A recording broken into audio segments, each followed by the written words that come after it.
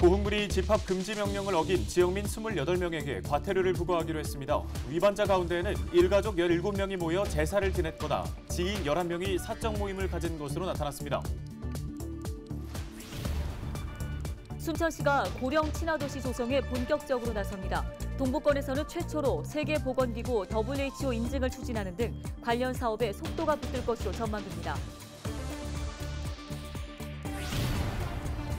목포시가 목포해양대학교에 교명 변경을 중단하고 그대로 유지해달라는 의견을 전달했습니다. 목포시는 지역 명칭을 뺀 교명 변경을 추진하는 건 주민들의 자긍심에 상처를 남기는 일이라고 지적했습니다.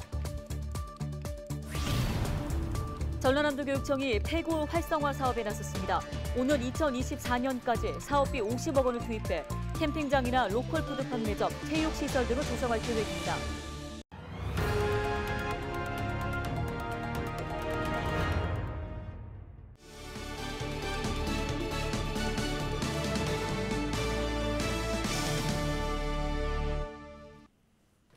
여러분 안녕하십니까? 헬로티비 뉴스입니다. 순천시가 고령 친화 도시로 거듭나기 위한 준비에 박차를 가하고 있습니다. 전남 동부권 최초로 세계보건기구 WHO 인증을 추진하고 있는데요. 네, 노인 인구 증가가 가속화되면서 사업에도 속도가 붙을 것으로 보입니다. 서경 기자가 취재했습니다. 올해 5월 기준 순천 지역 65세 이상 노인 인구 비율은 15%, 전국 평균은 15.7%, 전남 평균은 22.3%인데 반해 비교적 적은 비율입니다. 하지만 최근 들어 노인 인구 증가세가 커지고 있습니다. 불과 10년 만에 노인 인구 비율이 11%에서 15%로 껑충 뛴 겁니다. 순천시는 급격히 늘고 있는 노인층을 위해 세계보건기구 WHO의 고령 친화도시 인증을 준비하기로 결정했습니다. 2020년 사회조사 보고에 의하면 우리 65세 이상 노령 인구 가구주가 32.6%로 높게 나타나고 있습니다. 그래서 이처럼 고령화가 급속하게 증가하고 있어서 이를 선제적으로 대응하기 위해서 이번에 고령 친화도시 인증을 추진하게 되었습니다. 고령 친화도시 인증 기준은 모두 8가지 항목으로 나뉩니다. 어르신들이 살기 편한 교통체계와 주거환경, 일자리, 사회활동 조성 등으로 세분화되어 있습니다. 순천시는 WHO 인증과 함께 건강바우처 지원을 결정했습니다. 주민등록상 순천시민이면서 80세 이상 노인이라면 매달 10,000원씩, 1년이면 12만 원 상당의 건강바우처를 지급하기로 한 겁니다. 이 예산은 목욕이나 임의용비에 쓸 수 있도록 카드형 바우처로 지원할 계획입니다. 다양한 노인 정책을 추진하고 있습니다. 그래서 내년에는 우리 어르신 품위 유지를 위한 건강 바우처 지원을 하려고 하거든요. 월 1만 원씩 해서 1년에 12만 원 이렇게 지원을 해줄 예정입니다. 그래서 앞으로도 계속 노인이 살기 좋은 도시를 위해서 다양한 정책을 펼쳐나가도록 하겠습니다. 몸과 마음이 건강한 100세 시대를 미리 준비하고 있는 순천시.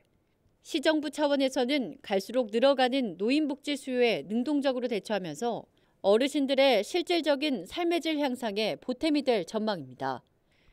헬로티비 뉴스 서경입니다. 다음 소식입니다. 학교가 문을 닫는다는 것만큼 아쉬운 일도 없을 텐데요. 농어촌 지역에서는 요즘 학생 수 감소로 인해 폐교되는 곳이 늘어나고 있습니다. 네, 폐교를 그대로 놔둘 경우 관리에 어려움이 많거나 흉물로 자리 잡기도 하는데요. 전라남도 교육청이 폐교 활성화 사업에 나섰습니다. 보도에 박정호 기자입니다. 인구 감소와 저출산 등으로 인해 학생 수가 줄면서 농어촌 학교의 폐교가 이어지고 있습니다. 2003년 전남 지역 초등학생 수는 16만 4,600여 명이었지만 지난해 9만 2,400여 명까지 절반 가까이 줄었습니다. 학생 수 감소로 폐교도 자연스럽게 늘었습니다. 초중고 1,600여 곳 가운데 최근까지 833개 학교가 문을 닫았습니다. 지금까지 695개 학교가 매각됐는데 제대로 활용되지 못하고 방치되는 경우가 빈번하게 발생하고 있습니다. 학교가 사라지고 폐교가 늘어감에 따라 지역민들의 상실감은 물론 지역사회의 침체까지 우려되는 상황을 맞고 있습니다. 개인에게 매각, 대부된 폐교가 당초 목적과 달리 사용되거나 사업 착수가 늦어져 방치되는 사례가 많습니다. 전라남도교육청이 폐교를 제대로 활용하기로 결정했습니다. 지자체나 마을 등 공공목적으로 희망할 경우 매각하거나 빌려주기로 하고 체험 공간과 주민복지시설 등을 만들 계획입니다. 오는 2024년까지 사업비 50억 원을 투자해 폐교 34곳을 지역민에게 되돌려줄 예정입니다. 또 지자체와 주민들의 의견을 모아 지역에 필요한 공간으로 새롭게 조성하겠다는 입장입니다. 캠핑장이나 가족농장, 박물관이나 생활체육시설, 주민들을 위한 공동작업장이나 로컬 푸드 판매장 등 방치된 폐교를 활성화하겠다고 강조했습니다. 폐교를 지역민에게는 그 출발점입니다. 이 사업을 통해 폐교를 매각 또는 대부하는 것에서 벗어나 지역민에게 되돌려주는 정책 추진에 주력할 것입니다. 폐교는 그 지역 그 마을의 소중한 자산이기 때문입니다. 폐교 활용 정책에는 많은 예산이 필요한 만큼 지자체의 참여와 대응 투자가 필요한 상황. 전라남도 교육청이 주민과 지자체의 공감을 이끌어내 폐교 활용 사례로 정착될 수 있을지 관심이 모아지고 있습니다. 헬로티비 뉴스 박종호입니다.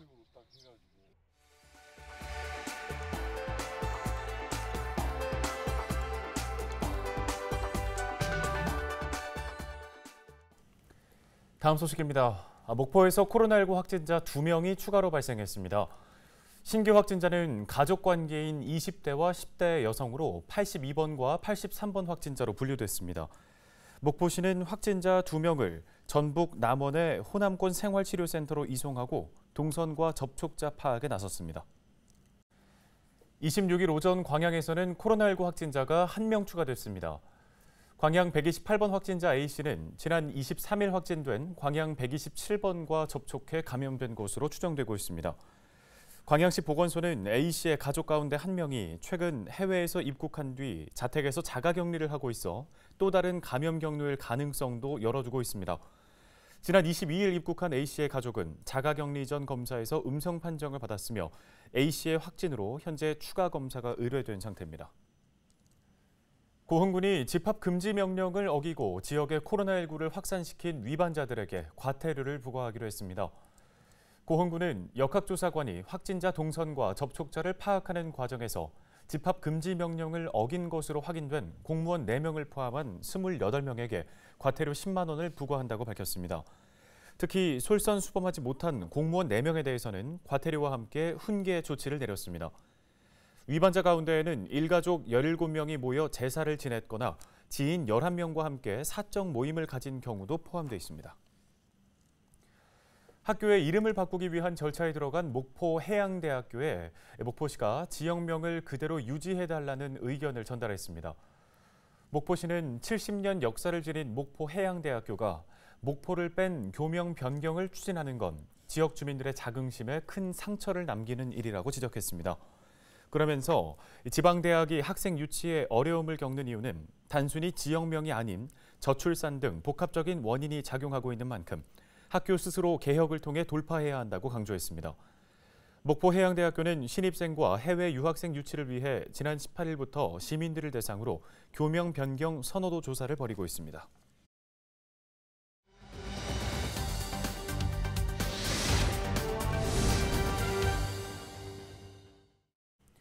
광양시가 100원 택시에 카드 결제 시스템을 도입한다고 합니다. 그동안 불편했던 점들을 개선하고 100원 택시 이용자의 이동 범위를 확대해 시행하는데요. 네, 관련 내용 광양시 교통과 김상용 주무관 전화 연결해 이야기 나눠보겠습니다. 주무관님 안녕하십니까?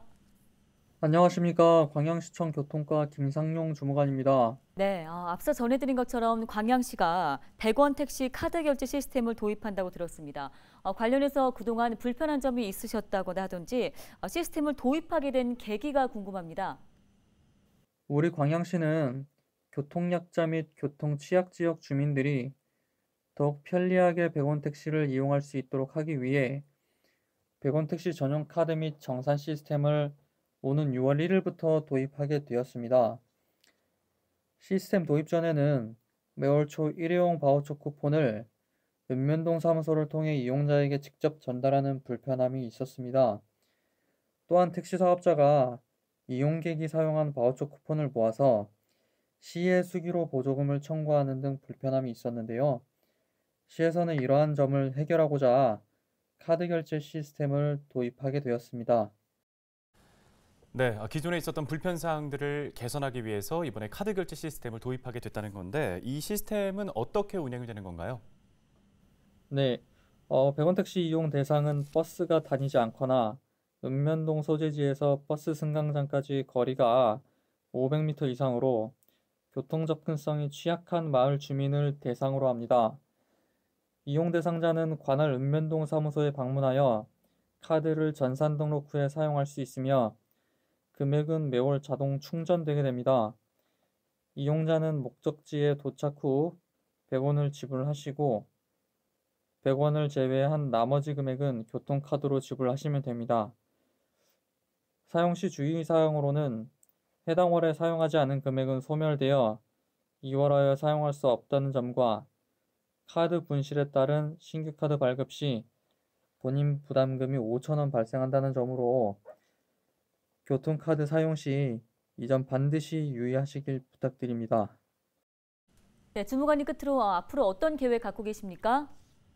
시스템 도입을 통한 기대 효과로 카드 결제 후 2, 3일 내에 택시 탑승 비용이 자동 정산되기 때문에 보조사업자의 편의가 크게 개선되고 교통카드 집행 내역도 카드 결제 시스템에서 실시간으로 분석을 할 수 있게 되어 보조금이 더욱 투명하게 집행될 것으로 기대를 하고 있습니다. 특히 기존엔 100원 택시 이용자가 대상 마을에서 읍면동 소재지까지만 이동할 수 있었기 때문에 이동 범위 확대에 대한 주민들의 많은 건의가 있었는데요. 시에서는 이러한 불편함을 해소하고자 택시 이용객들이 관내 다른 읍면동 소재지까지 자유롭게 이동할 수 있도록 하였습니다. 우리 광양시는 주민들의 편의 증진과 효율적인 보조금 집행을 위해서 100원 택시 카드 결제 시스템을 선제적으로 도입하게 되었는데요. 앞으로도 우리 교통과에서는 교통약자와 교통취약 지역 주민들을 위해 다양한 사업을 적극 추진하도록 하겠습니다. 감사합니다. 네, 잘 들었습니다. 지금까지 광양시 교통과 김상용 주무관이었습니다. 네, 다음 소식입니다. 목포시 의회가 시내버스 휴업 사태에 대비하기 위해 전문가를 불러 모아 대책을 논의했습니다. 목포시 의회가 구성한 시내버스 휴업 대책 특별위원회는 각 분야별 전문가와 함께 간담회를 열고 버스 공영제를 도입한 화성시와 다른 지자체의 사례를 살펴본 뒤 다양한 의견을 나누었습니다. 특별위원회는 시의원 11명으로 구성돼 매주 3번씩 회의를 진행하고 있습니다. 더불어민주당 목포지역위원회가 소통 행보에 나섰습니다. 민주당 목포지역위원회는 26일 목포역에서 국민소통, 민심경청을 주제로 소통 창구를 운영하고 시민들을 만나 대화를 나누었습니다. 민생소통은 26일부터 29일까지 목포역과 버스터미널, 동부시장, 연산주공아파트, 하당 장미의 거리 등 모두 5곳에 설치돼서 운영됩니다. 고흥군이 여성 농어업인을 위한 행복 바우처 카드 발급을 시작했습니다. 이 사업은 고흥에 1년 이상 주소를 두며 실제 농어업에 종사하고 있는 20세 이상 75세 이하 여성에게 20만 원 상당의 금액을 카드로 발급해 지원하는 사업인데요. 고흥군은 1차 신청자를 대상으로 행복 바우처 카드를 발급하고 1차 신청에서 누락됐거나 추가 대상자의 경우 다음 달 1일부터 2차 신청 접수를 받을 계획입니다.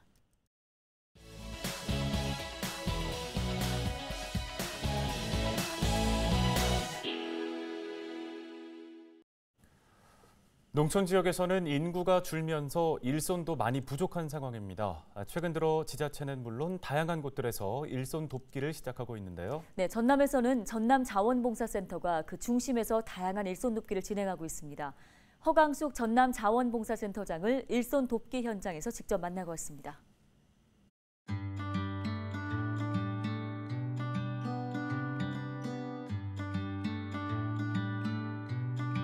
안녕하세요. 전라남도 자원봉사센터장 허강숙입니다. 네, 저 전라남도 자원봉사센터는 일단 도센터이기 때문에 시군을 좀 컨트롤 타워 역할을 한다고 보면 되고요. 주로 중요한 일은 이제 자원봉사자를 모집하고 또 어떤 활동을 할 수 있는 데를 수요처를 또 연계시켜주고 또 그 재능 기부라든지 또 물질 기부할 수 있는 그런 기업이라든가 이런 데를 또 발굴해서 또 수요처하고 연결시켜주는 그런 일이 주된 일이고요. 또 자원봉사에 대해서 또 교육할 수 있는 그런 컨텐츠를 개발해 가지고 또 맞춤형 교육을 합니다. 중학생, 고등학생, 또 대학생, 일반 상대로 해서 그렇게 해서 교육 콘텐츠를 또 개발을 해서 그 각자의 맞춤형을 이렇게 교육을 하고 있습니다.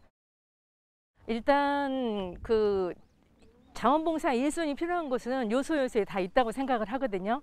주로 이제 취약계층에 저희들이 예전에는 물질적인 그런 지원만 많이 했다고 하면 요즘에는 재능 기부를 많이 합니다. 그래서 이제 물질적인 지원은 물론이고 재능이 있는 분들을 저희 발굴해서 재능 기부를 하니까 그만큼 예산 절감이 많이 되고요. 전국의 자원봉사자들이 예산으로 할 수 없는 일들을 이렇게 대신해서 굉장히 몇 조의 효과를 얻는다라고 알고 있습니다. 이제 그런 일들을 했었었는데 지금은 코로나가 와가지고 대면 활동이 지금 좀 힘든 상황이잖아요.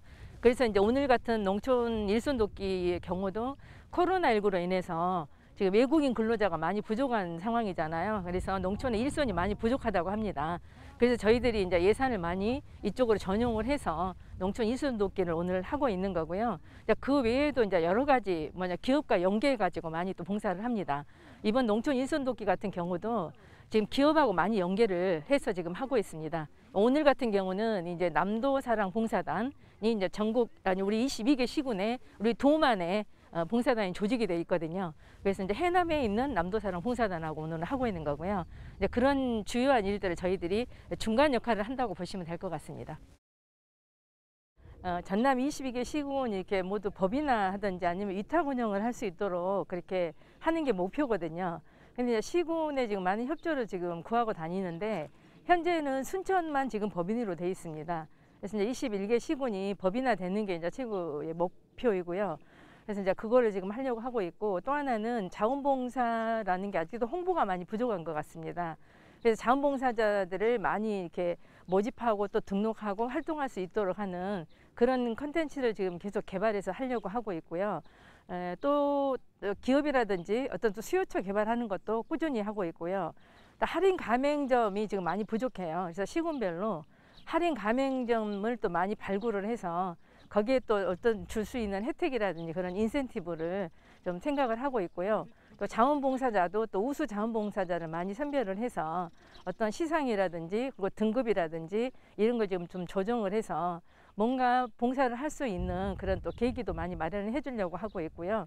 그래서 이제 그런 거 하고 또는 앞으로도 재난 재해가 많을 걸로 보고요. 그래서 없으면 좋겠지만 그런 재해를 또 이렇게 대비해서 어떤 재난 대응 매뉴얼이라든지 그런 걸 지금 구상을 하고 있습니다.